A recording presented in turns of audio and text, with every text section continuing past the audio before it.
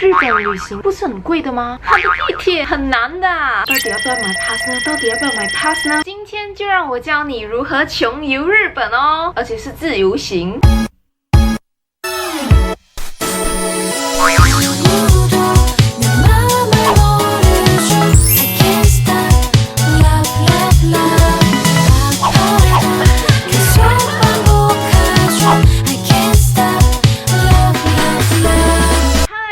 收看 Wonder Queen's YouTube Channel。前阵子3月的时候，我就去了一趟日本。我去的是关西。关西是什么呢？关西就是有很多个不一样的地方啦，好像大阪、京都之类的。我这一次是第一次，我也是新手。去之前的时候呢，我也是非常紧张。很多人都跟我说，哎呦，日本是非常贵的一个地方，比韩国更贵啦，地铁很难走啊，你不会日语的话，一定是死翘翘啊之类的。所以我也是非常的紧张，而且很担心。前几个月就开始慢慢的做功课，订房间。我去完后，我感觉到日本没有想象中的那么难也不是想象中的那么贵。如果你跟韩国比的话，日本应该好过韩国吧。价钱方面，一碗那么大碗的饭10多块、20多块，我觉得其实没有贵过韩国啊。所以今天呢，我要跟大家分享我是如何 plan 整个行程的。这一次的行程是我带着我的二姐还有我的爸爸妈妈，所以是老人团。希望可以帮助到大家，也解答了大家的谜题。如果你还没有订阅我的话呢，记得按铃铛订阅。陆陆续续我会上传很多关于旅游系列的节目。去年我也是去了英国，也是我自己一个人 plan 整个行程的，自己一个人 solo trip。我到底会遭遇到怎样的 experience 呢？大家记得守住我的 channel。欠大家英国的 vlog 很久了，打算今年会上传，所以记得订阅哦。第一个最重要的就是地点，你要想清楚你要去哪里玩。Tokyo、Kyoto 还是只是在 Osaka、大阪里面玩，这样子才能方便你去做 research。你要买什么 pass 之类的。这次呢，我去了蛮多个地方的，因为我有买 pass。接下来我就会讲到 pass。我是住在大阪，然后去了京都、奈良、和歌山，还有一个神户。这次没有去到东京，因为如果你从大阪要去东京的话，需要2个小时的车程，我是觉得非常浪费时间，而且它的票非常的贵。我也没有去 Universal Studio、Disneyland 啊之类的，因为我跟的是老人团。我其实也还好啦，因为你不觉得如果你去 Universal Studio， 他们讲日语的话有一点怪怪的感觉吗？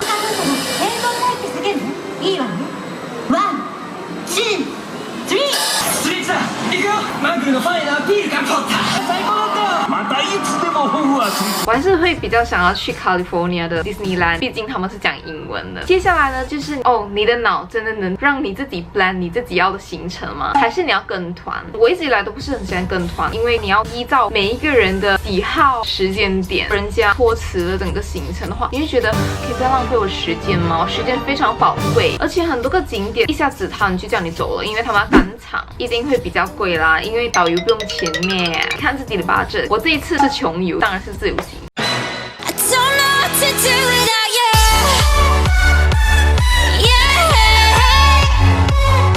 当你已经到达 Osaka 的机场的时候 ，KIX， 我之前没有去的时候，到底我要怎样去我的住宿呢？到底怎么办？我不会日语怎么办？其实他们的 machine 非常的发达，他们有英文、华语也有日语。你其实就可以买空港即行，920元一个人，大人。小孩的话，小孩是别的价钱，我忘记了。它有9个站，其中一个站就是 Namba Tengachaya。我的住宿是靠近 Tengachaya 的 Airbnb 的人呢，就叫我停在 Tengachaya， 我要另外付240元搭另外一次的 subway 抵达我住的地方。回程的时候，我才发觉到有另外一个方法更便宜耶，就是关西地铁套票，从你的站每一个站哪一个站都可以，就是要 Osaka 里面的 subway 就可以了，去到 Namba 直接搭空港即行去 airport， 票价只有1000元，便宜了100多元呢。没有的话，你要给1000多处，你可以省了一笔钱。我自己没有搭到 JR， 因为我发觉到虽然是比较快，可是非常贵，快也不会快到哪里了，就是快几分钟。我觉得最省钱的就是搭那个南台，就是不要 JR 就对了。讲到了住宿，你可以选择住酒店、胶囊旅馆，或者是像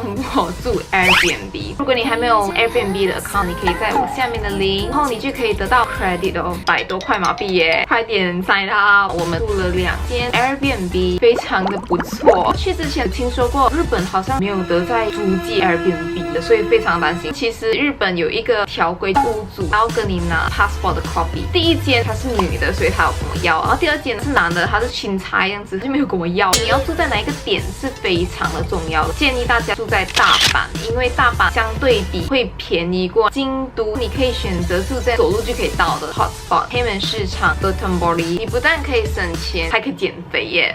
我买了2张 pass， Osaka Amazing Pass、Kansai True Pass。为什么很多人都跟我说买 pass 非常不歹？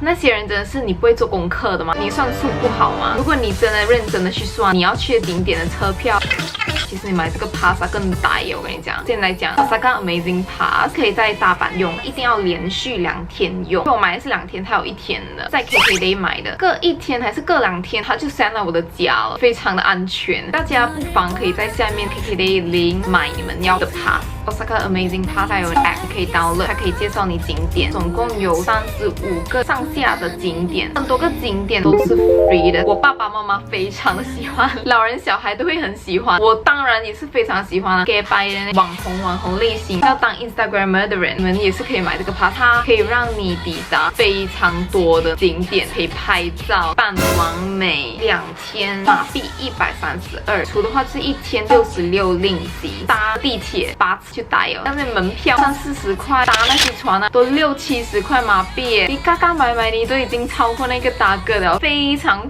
的鼓励大家买这个 Osaka Amazing Pass， 它会给你这一本全部地图都有，就是非常方便，什么站跟什么站，什么线什么线，你的司机line、车line又有这种地图啊，他就跟你讲哦，有什么地方是 free 的之类啊。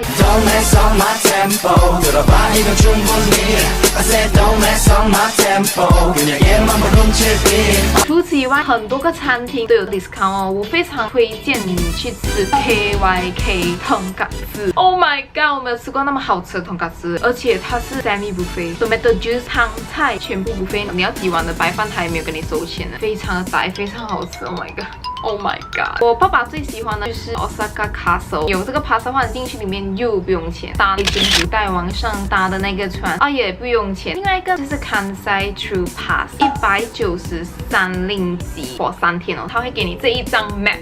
非常的大张，这个非常好，它可以不连续的使用，就好像星期1、3、5用也是可以，1、2、5、1、4、5用也是可以，随便你用3天就对了。它几乎什么都可以搭，带你去很多个地方。我去那么多个地方，京都。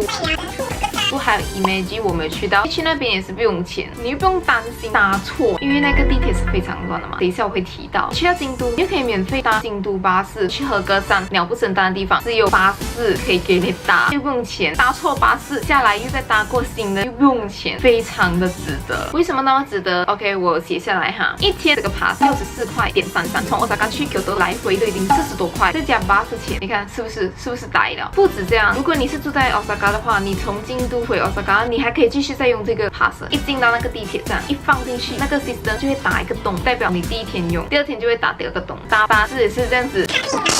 非常方便，也是有 JR 的 pass， 我觉得相对比会比较贵啦，所以我就没有买到 JR pass。去 Tokyo 的话，你可以选择用 JR， 大家也是可以考虑哦。记得在 KKday 买哦，非常方便，太方便了。到底要不要买 SIM 卡呢？可不可以打电话呢？我的日本朋友告诉我，在日本只有日本人才有电话号码，买了 SIM 卡只能用它的 data 上 WiFi。这次我也是在 KKday 买了 SIM 卡，那10天100处这样子，个人觉得非常的值得。为什么？有时候爸爸妈妈、2姐他们会脱离族群啊，所以我觉得我自己拿一个会比较好，随时随地你都可以上网查什么路急救也是可以。我也是带过去那种和歌山、乌鲁的地方，这个 KKday 的卡还是能用。我的2姐就说她没有 WiFi， 她不能活，我们又另外买了一个 Travel Recommends 的 WiFi Pocket。去日本的时候非常的棒，它很快，1天8块多马币，这个人你除4的话，一个人才2块多马币吧，买1天是非常发呆。当初去到 airport 拿了那个 travel pocket 啊 ，WiFi pocket， 这样子玩了。回来的时候还给那个高德的人啊，这样子就完了，就非常方便哦。我是觉得你是一大群的话，你买一个 WiFi pocket share 的那个领导者应该自己有一个 SIM 卡。如果 WiFi 失灵的话怎么办？你起码有2个嘛 ，backup plan 比较安心一点。接下来的问题，每一个人都会问我的，地铁不难吗？本宫是有做功课的，你看几后。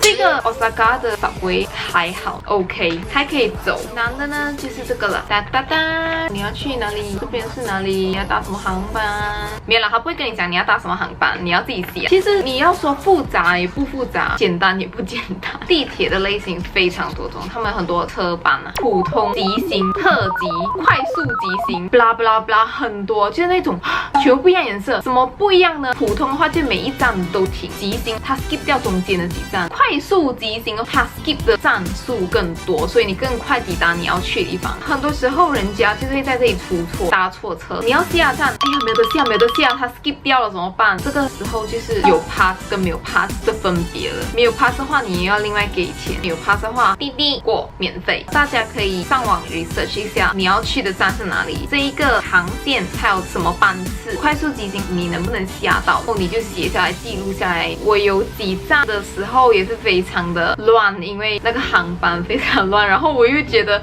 天色越来越暗了，非常紧张。其实日本人还蛮友善的，就是你用英文问他们的话呢，他们也是很想要帮助你，可是他们英文又不好，可是他们又很想帮助你。我遇过很多个呢，他们就是私底下又带我去的那个站，然后他又回去他自己的那个站。很多个去过日本的朋友，他都跟我讲，哎，你不要买pass啊，你买 Suica、IC卡比较好，比较呆呀。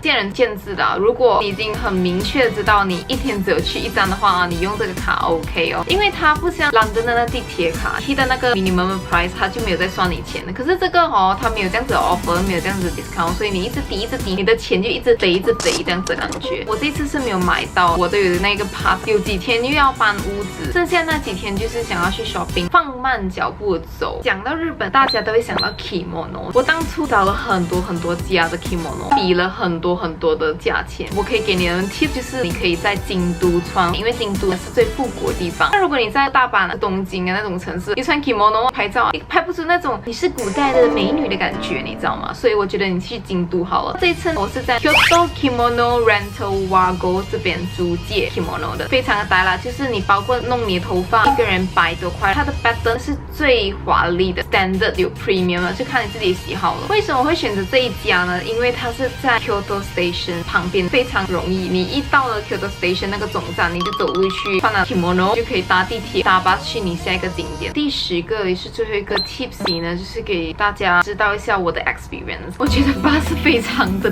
挤，非常的要哭出来，会塞车，很挤，又没有得坐，这站车。其实距离没有很远，可是因为它每一站都要停，去到你的景点已经不知道几点。我很不明白，很多人讲说京都最方便的交通呢就是巴士，你要做好你功课。去那个 Inari Shrine 的话，我觉得你搭地铁反而会比较方便。如果你穿了 kimono， 你要挤巴士，这样穿了 kimono， 你连呼吸都不能呼吸，走路都有一点难，非常的老妈那样。最好不要去清水寺那边，因为你要爬很多楼梯。推荐大家可以穿 kimono 去那个 Inari Shrine。为什么呢？因为搭地铁可以到 Inari Shrine。另外一个 tips， 它有很多个点，每一个人都很想要拍那种背后没有人的照片，完美照，又不是每一个人可以做早铁鸟儿有虫吃那种鸟。要怎么办呢？从一半开始走，因为如果你从头的位走的话，就很多人，你拍不到什么。从一半或是后面开始走的话，你就有机会可以拍到只有你一个人。今天的 video 就到了此为止。那我真的希望我可以帮到那些新手、第一次去的人、懒惰 plan 行程的人一些的小帮助哦。喜欢的话，按赞、留言、分享出去给你的朋友，一起去关西旅行吧。还没有订阅我的话，记得按铃铛订阅，每周日晚间7点看新片。我要去吃我的 lunch 了，希望大家真的喜欢我这一次影片。流汗了，ありがとう、さよなら。